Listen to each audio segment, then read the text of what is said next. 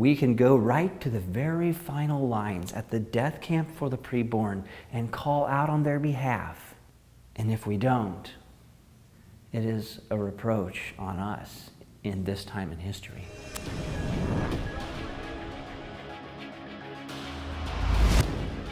We are Christians. We've come today out of love for our neighbors, our preborn neighbors who are being murdered today, and for our born neighbors who are coming to join in that killing.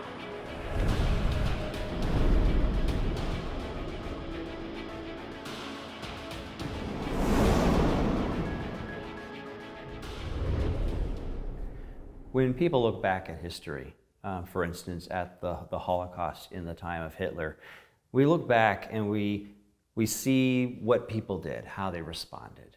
And we find that there are around 50 million Christians, Bible-believing, professing Christians in Germany at that time. And that is largely the number that did nothing while millions were being slain.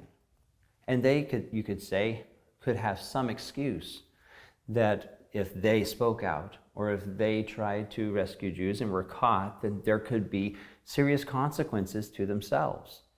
And yet we look at those who did take a stand, who did take risk to be able to rescue those who are being targeted, those who sought to get the word out and to stand against the evil. We look back and we see them as good examples. We see them as heroes. And we look at what the church largely did, and it's a grief, it's a shame, a blot on that part of history for those who did nothing, who did not love their neighbors as themselves.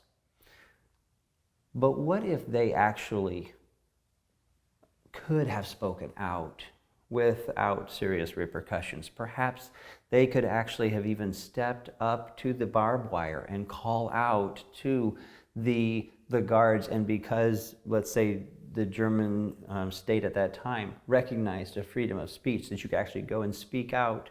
And if a German guard was convinced to release the prisoner he was walking to the gas chamber, that person could go free, wouldn't it have been an onus on the people to speak out more, to go out and to take a stand and see what God would do?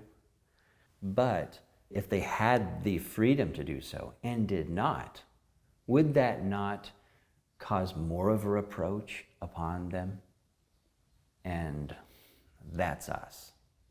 We are living in a Holocaust that has slain already over 10 times as many as Hitler slew Jews.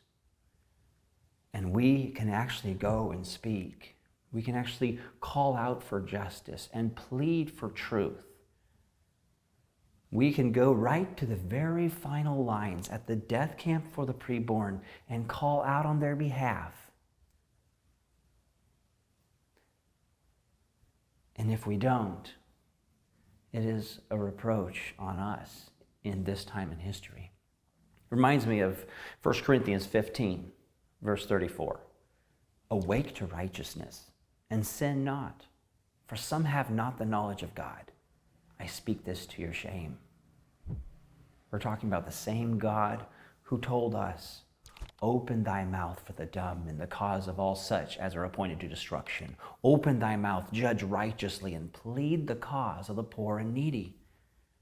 The one who redeemed us, the one we call King, the one we call Father, has told us to open our mouths for those who have no voice, for those who are being carried away to slaughter. How can we not take action and say, we must go and tell the truth, call for justice, and plead their cause? Abortion must be abolished. We need to be found on the right side of history in our present Holocaust.